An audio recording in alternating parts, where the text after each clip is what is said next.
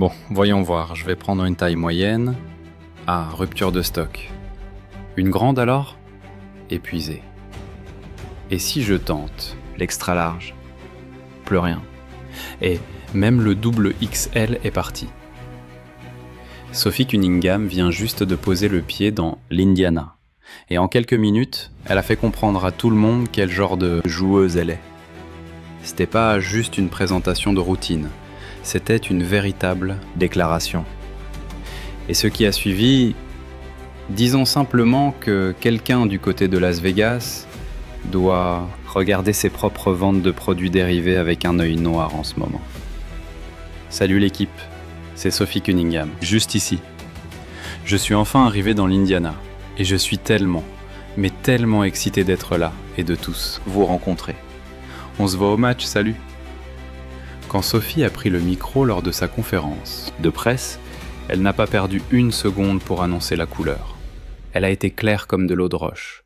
Elle a du caractère. Elle est fougueuse et elle soutiendra ses coéquipières quoi qu'il arrive. Les fans du Fever attendaient ce genre d'énergie avec impatience. Et Sophie est arrivée prête à livrer la marchandise. Aucune hésitation, aucune retenue, juste une confiance en soi assumée à 100%. Encore une fois, je pense que c'est juste la compétitrice en moi.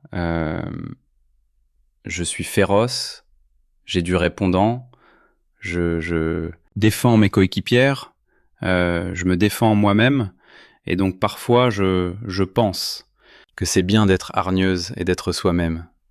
Mais j'ai hâte de jouer devant. Les supporters, je pense qu'elle a attiré énormément de monde, pas seulement vers l'Indiana, mais vers le basket féminin dans son ensemble. Et donc, juste faire partie de quelque chose de grandiose. Je suis vraiment heureuse d'être là. Puis, juste après avoir lâché ces mots audacieux, Sophie a posé avec son tout nouveau maillot du Indiana Fever, le numéro 8, bien en évidence. On pouvait pratiquement entendre l'excitation vibrer à travers la base de fans. À l'instant où elle a publié cette photo en ligne, la section des commentaires a été inondée. Les fans suppliaient déjà pour savoir où ils pourraient mettre la main sur son maillot. Peu de temps après l'avoir posté, je suis allé voir, je parcourais les commentaires. Et j'ai remarqué quelqu'un qui disait « Je vais m'en prendre un de ces maillots, Sophie. » Cunningham ? Oui, je prends ce maillot. Mais un autre a répondu « Je ne peux pas avoir de maillot. Ces maillots sont partis. Ils sont quasiment en rupture de stock. Impossible d'en avoir un. » Et je me suis dit « Waouh !» Et c'est là que la folie a vraiment commencé. Quelques heures seulement. Après sa conférence de presse, les réseaux sociaux ont explosé, avec des fans disant la même chose. Le maillot de Sophie Cunningham était introuvable, complètement épuisé. Et rappelez-vous, elle n'avait même pas encore mis les pieds sur le terrain. Elle n'avait pas joué une seule minute, n'avait même pas terminé son premier entraînement complet, et pourtant, son maillot a disparu des rayons plus vite qu'un 3 points lointain de Caitlin Clark. Elle vient juste d'arriver dans l'Indiana, vient juste de faire sa presse, vient juste d'entrer à la salle. Je sais déjà qu'elle est allée s'entraîner avec Keith Porter, enchaînant les tirs, bossant sur son jeu. Le maillot que vous venez de la voir mettre en avant ? J'ai mon maillot. Enfin, là, bonne chance pour l'avoir. Oh, et écoutez ça. Tout ça s'est passé juste après que Sophie ait fini sa première session de gym avec Keith Porter. Elle reprenait encore son souffle après son premier entraînement avec le Fever, que les fans avaient déjà raflé chaque. Dernier maillot Cunningham en stock. C'est tout simplement dingue. Pendant ce temps, quelque part à travers le pays, A'ja Wilson devait regarder. Tout ça se déroulait en mode « Attends une seconde, qui vient d'écouler ses maillots avant même de jouer un match ?» Vous savez qu'elle devait faire défiler ses réseaux sociaux, voir toute cette effervescence, et soudainement se sentir un peu nerveuse. Je veux dire, c'est la MVP en titre. Et pourtant, voilà, Sophie Cunningham, qui entre dans le vestiaire du Fever et devient immédiatement maillot best-seller. Ça doit piquer un peu. Regardez, j'y suis allé ce matin et j'ai dit « Laissez-moi aller vérifier par moi-même ce qu'il se passe avec cette vente de maillots, juste. » Parce que j'avais vu ce commentaire passer, donc j'ai foncé sur la boutique de l'équipe. on peut choper du matos des Pacers ou du Fever, alors voici le maillot de Sophie Cunningham. C'est le devant. Du maillot. Et soyons honnêtes, les fans du Fever kiffent Sophie, parce qu'elle débarque avec. Cette énergie brute et sans filtre, dont l'Indiana raffole. Elle n'a pas juste dit qu'elle allait défendre ses coéquipières, elle le pense vraiment. Et la Fever Nation a capté cette passion soit raflée. L'équipe merchandising de l'Indiana Fever vient de se prendre un raz-de-marée, qu'ils n'avaient absolument pas vu venir. Les fans se sont rués en masse sur le site de la boutique, et le résultat, celui de quasi n'importe quelle autre joueuse WNBA dans l'histoire, tout ça avant même qu'elle ait joué une seule minute pour l'Indiana. Regardez ici. Adulte Indiana Fever, numéro 8, Sophie. Cunningham, maillot Rebel Swingman en rouge par Nike, $130. Ok, regardez ça, il y a là pour moi. Alors, jetons un œil au reste de ces trucs. Si je vous pensez-y 2 secondes. Ce n'est pas une joueuse historique de la franchise, ce n'est pas une ancienne MVP. C'est une joueuse de rôle fraîchement acquise. Et pourtant, merchandising du Fever est complètement prise au dépourvu en ce moment. Ils sont probablement encore en train de courir partout en coulisses, essayant désespérément de restocker avant même que la saison ne commence. Mais à quel point cette rupture de stock est critique. Plongeons un peu dans ce qui se prendre un médium, rupture. Laissez-moi prendre un large, rupture. Un extra large, rupture aussi. Et double XL, rupture. La seule chose que vous pouvez obtenir, c'est un extra small et ça indique quand même stock faible. Un article restant. Un seul article. J'ai vérifié le site moi-même. En m'attendant extra large, double extra large, tout a disparu. C'est comme s'il n'avait jamais existé. La seule chose qui reste, c'est un unique maillot extra small. Et même celui-là avait une alerte. Clignotante, stock faible, plus qu'un seul. Si vous n'étiez pas vif, c'était mort pour vous. Cunningham vient juste de débarquer à Indy, n'a pas joué un match. Et commentaires ne mentaient pas. Si vous faites du extra small, j'imagine que vous pouvez choper ce dernier survivant. C'est dingue. Je suppose que le message a été reçu 5 sur 5. L'organisation va devoir s'assurer d'avoir blindé les stocks. Pendant ce temps, juste pour rire, j'ai jeté un œil au maillot d'A'ja Wilson et, disons juste qu'il y a plein d'inventaires disponibles. Large, medium, small, faites votre choix. Pas d'alerte clignotante de stock faible ici. Juste des rangées et des rangées de maillots d'A'ja attendant que quelqu'un, n'importe qui, les ajoute à son panier. Mais Sophie disparut plus vite qu'une pizza un soir de Super Bowl. Ça, au fait, ça rend les fans d'A'ja Wilson complètement fous. Ils sont furieux que cela se produise, le même jour. Pourquoi ils font ça ? Oh mon Dieu, ils ne réalisent pas l'impact d'A'ja Wilson, blabla, quel impact ? Arrêtez un peu. L'équipe merch du Fever est officiellement en mode panique. Il ne s'attendait jamais à ce genre de réponse pour Cunningham et maintenant. Il rame pour réapprovisionner avant le premier match du Fever. Soyons réalistes. Genre de frénésie de rupture de stock n'arrive d'habitude que pour les superstars générationnels.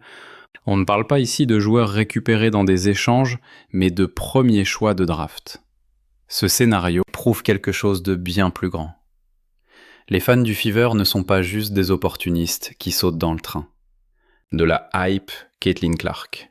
Je dois le dire, je l'ai déjà dit, mais c'est encore une nouvelle preuve. Les supporters de l'Indiana Fever, et je ne parle pas de l'image que les médias, les coachs ou les joueuses de la WNBA essaient de leur coller, non, je ne parle pas de ça. Je parle des vrais fans du Fever. Eux, ils ne font pas que parler, ils agissent concrètement. Depuis des années, les critiques tentent de faire croire que le public de l'Indiana n'est là que pour Clark, qu'il se fiche du reste de l'effectif. Mais cette rupture de stock de maillots vient de pulvériser ce narratif.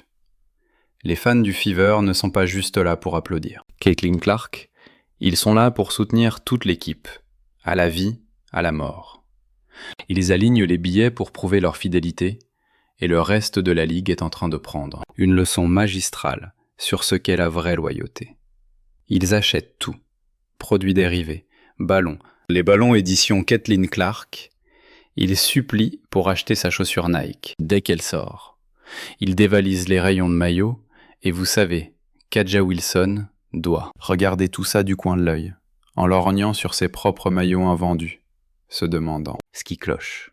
Elle va probablement convoquer une conférence de presse demain pour dire que ses stocks sont vides aussi. J'ai des sweats, des t-shirts, plein de trucs différents. Ce sont des acheteurs compulsifs. Je ne dis pas que les autres fans n'achètent rien, car évidemment, on voit des gens porter des trucs dans les gradins, mais c'est un autre niveau, avec les fans de l'Indiana Fever.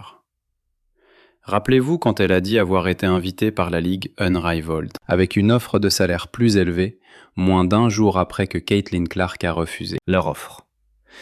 Et on sait tous que Caitlin a dit non à la Ligue, pas vrai? Eh bien, une source proche d'Eja Wilson prétend qu'ils ont proposé à Eja plus d'argent qu'à Caitlin pour jouer dans cette ligue.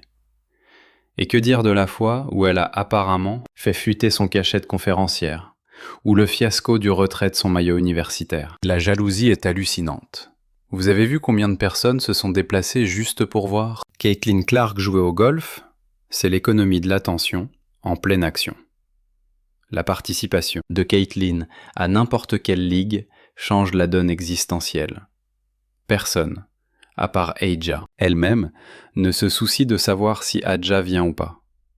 C'est dingue, parce que littéralement, personne n'a rien demandé, et des sources proches d'Eja Wilson ont décidé de répondre quand même. Les fans d'Indiana ne font pas que du blabla. Ils soutiennent leur loyauté avec leur portefeuille, et c'est en train de redéfinir toute la franchise. Pendant que les autres bases de fans de la WNBA sont occupés à s'embrouiller sur les réseaux sociaux ou à chercher des excuses. Pour la faible affluence de leur équipe, les fans du Fever sont sur le terrain en train de battre des records de vente de produits dérivés. René Montgomery du Dream d'Atlanta a tout compris. Ils sont pas comme nous. René, ceux qui disent que ce n'est pas grâce à Caitlin, c'est faux. Je ne dis pas que les autres fans n'achètent rien. Ce n'est évidemment pas vrai. Mais tout comme on ne peut pas comparer les autres joueuses à Caitlin Clark et l'effet qu'elle produit, on ne peut pas comparer les fans. Il ne s'agit pas seulement de montrer de l'amour pour Caitlin Clark, c'est adopter chaque joueuse qui porte ce maillot du Fever, qu'elle soit dans l'équipe depuis des années ou qu'elle vienne tout juste d'arriver. Et c'est ça qui rend le public d'Indiana différent. René Montgomery, du Dream d'Atlanta, a mis dans le mille quand elle a dit que les fans du Fever ne sont pas comme les autres supporters de la WNBA. Ils ne se contentent pas de faire monter la hype en ligne. Ils concrétisent. Faut miser à fond sur la fanbase du Indiana Fever. Ces gens-là sortent le chéquier pour de vrai. Ils ne se contentent pas de jouer les trolls sur les réseaux sociaux. Bien sûr, t'auras toujours des haineux. Mais les vrais fans achètent des billets. Et c'est là que tout bascule, quand Indiana débarque. Regardez Sophie Cunningham, elle n'a même pas encore posé un orteil sur le parquet d'Indiana, qu'elle est déjà traitée comme une reine. D'habitude, les joueurs de second plan doivent vendre du rêve pour écouler 3 maillots. Mais à Indiana, les fans n'attendent pas, ils font tapis dès le premier jour. Et ça envoie une onde de choc à travers toute la ligue. Les supporters d'Indiana, c'est la preuve par excellence. Sophie Cunningham arrive à peine, field house, et boum. Il reste quoi? Un maillot taille extra small. Tout le reste? Vendu, liquidé, rupture de stock totale. Que tu sois maigre ou costaud, il n'y a plus rien pour toi. Mais ce phénomène va bien au-delà de quelques fringues qui partent comme des petits pains. Cette loyauté transforme le Fever en destination de rêve. Les joueuses de la WNBA observe tout ça de près. Si tu as le choix entre jouer dans des arènes à moitié vides, avec une ambiance de cimetière, ou rejoindre une équipe où on t'accueille à bras ouverts en dévalisant ta boutique avant ton premier match, tu vas où? Indiana est en train de devenir the place to be, et les autres équipes rament pour essayer de suivre la cadence. Et maintenant, on se retrouve avec une crise majeure de merchandising sur les bras. Les fans d'e-Fever veulent mettre la main sur tout ce qui porte ce logo. Mais la chaîne d'approvisionnement est à la ramasse. Les maillots ont disparu, les casquettes aussi, et ne me lancez même pas sur le fiasco des baskets de Caitlin Clark. Je veux juste insister là-dessus en tant que supporter. Il y a des gens prêts à lâcher. Des sommes astronomiques pour des places. Des gens qui raflent tous les produits dérivés. Comme si leur vie en dépendait. Ballons, accessoires, tout y passe. Et ils supplient pour acheter cette chaussure. C'est pour ça que je dis à Nike, je sais pas, quel est votre deal ? Je suis pas dans les petits papiers de vos contrats ou quoi, c'est votre business. Mais ce que je dis, c'est que le jour où cette pompe sort, vous avez intérêt à être blindé niveau stock. Nike est en train de rater ce qui pourrait être la plus grosse sortie merch de l'histoire de la WNBA. Les chaussures signature de Clark sont introuvables. Pas de date, aucune info, le néant. Pendant ce temps, les fans jettent littéralement leur carte bleue sur l'écran en suppliant. Si le maillot de Sophie est parti en quelques heures, les chaussures de Clark vont s'évaporer. En quelques secondes. Alors qu'est-ce qu'ils attendent ? Le Fever devient un monstre commercial. Et le seul truc qui les freine, c'est la pénurie. Si la WNBA et Nike ne se réveillent pas FISA, ils vont passer à côté de la plus grosse opportunité financière que la Ligue ait jamais connue. Elle a eu une dynamique de dingue, du jamais vu pour une athlète, dans toute l'histoire. Et le fait que Nike n'ait pas capitalisé là-dessus, le fait qu'il soit la plus grande marque de sport au monde et qu'on n'ait pas entendu un seul mot de leur part toute la saison, ça me laisse perplexe. Franchement, si j'étais dans l'équipe de management de Caitlin Clark, et encore une fois, je sais pas, ce qui se trame en coulisses, je serais vraiment en train de remettre en question ce contrat. Les fans du Indiana Fever ne font pas que du bruit. Ils prouvent leur fidélité avec leur portefeuille, et pourtant Nike et l'organisation traînent les pieds. C'est un véritable fiasco chaque jour qui passe, avec des rayons vides. C'est une occasion en or qui part en fumée, une journée de recettes que l'équipe ne pourra jamais récupérer. Faut pas oublier que les supporters des Indiana Fever, c'est du sérieux. Ils achètent. Leurs billets, ils remplissent les stades à domicile comme à l'extérieur, et ils veulent du merchandising. Réfléchissez 2 secondes. Sophie Cunningham, une simple joueuse de complément, a vu son maillot en rupture de stock avant même de poser le. Moindre orteil sur le parquet pour Indiana. Rien que ça aurait dû faire hurler les sirènes d'alarme au quartier général de Nike. Si le maillot de Sophie ne reste même pas en rayon, qu'est-ce que vous imaginez qu'il va se passer quand les chaussures signature de Caitlin Clark vont enfin débarquer ? La demande est déjà explosive. Mais au lieu de surfer sur la vague, la lenteur de production de Nike est en train de brider la croissance du Fever pile au moment où il devrait écraser le marché. Et ce qui rend la chose encore plus rageante, c'est que les fans sont prêts à dégainer la carte bleue. On n'est pas dans un cas où les gens hésitent sur le prix ou se tâtent avant d'acheter. Non. Ils veulent consommer, mais ils ne peuvent pas. Ils cherchent, ils actualisent la page, ils font la queue pour, au final, repartir les mains vides. C'est pourtant le rêve absolu de tout commerçant. Des clients qui vous jettent pratiquement leur argent au visage. Mais le hic, c'est qu'il n'y a aucun stock à écouler. Si Nike et le Fever ne passent pas la seconde sur la production dès maintenant, ils ne font pas que s'asseoir sur un tas d'argent, ils cassent littéralement la dynamite du Fever. Il faut inonder le marché de maillots, de t-shirts, de casquettes et, par pitié, sortir enfin ces chaussures de Caitlin Clark. Plus ils traînent, plus ces revenus potentiels s'évaporent dans la nature et plus la frustration des fans grimpe. Parce que le public des Indiana Fever ne se contente pas de parler ou de taper sur un clavier pour soutenir, agissent concrètement. Même ceux qui ont des budgets serrés veulent participer, ils veulent faire quelque chose. Et là, c'est juste moi qui tire mon chapeau aux fans du Fever, adore ça. Écoutez, rappelez-vous l'époque où on disait « Personne ne veut jouer dans l'Indiana, personne ne veut jouer avec Caitlin Clark. Ces fans sont ci ou ça. » Et qu'est-ce qu'on a découvert à l'ouverture du marché des transferts ? Tout le monde voulait foncer dans l'Indiana, porter les couleurs du Fever et jouer aux côtés de Caitlin Clark. Et une fois sur place, les joueuses n'ont pas tari d'éloges sur le public. Mais prenons un peu de recul pour apprécier ce qui se passe, vraiment, ici. On ne parle pas juste de vendre quelques bouts de tissu, c'est l'histoire des fans du Fever, qui sont en train de changer la donne. littéralement. Renée Montgomery a visé juste quand elle a dit que les supporters du Fever ne ressemblent à aucun autre public de la WNBA. Ils ne font pas qu'applaudir depuis. Les gradins, ils investissent dans leur équipe. Ils imposent un nouveau standard pour montrer à quoi ressemble la passion dans le basket féminin. Et ils forcent la ligue tout entière à ouvrir les yeux. Les fans du Fever ne regardent pas l'histoire. Ils sont en train de l'écrire. Ils prouvent par A plus B qu'une franchise WNBA peut être aussi bankable et rentable que n'importe quelle. Une équipe masculine si les ingrédients sont réunis. Ce n'est pas juste une base de fans, c'est un mouvement social. Un mouvement qui redéfinit le soutien dans le sport féminin. Et si les autres équipes ne prennent pas des notes, elles vont rester sur le carreau, un peu comme AJ Wilson. Est-ce que vous êtes d'accord ? Dites-le nous en commentaire, lâchez un like, abonnez-vous et activez toutes les notifications pour ne rien rater. Cliquez sur la vidéo qui s'affiche à l'écran et on se retrouve dans la prochaine.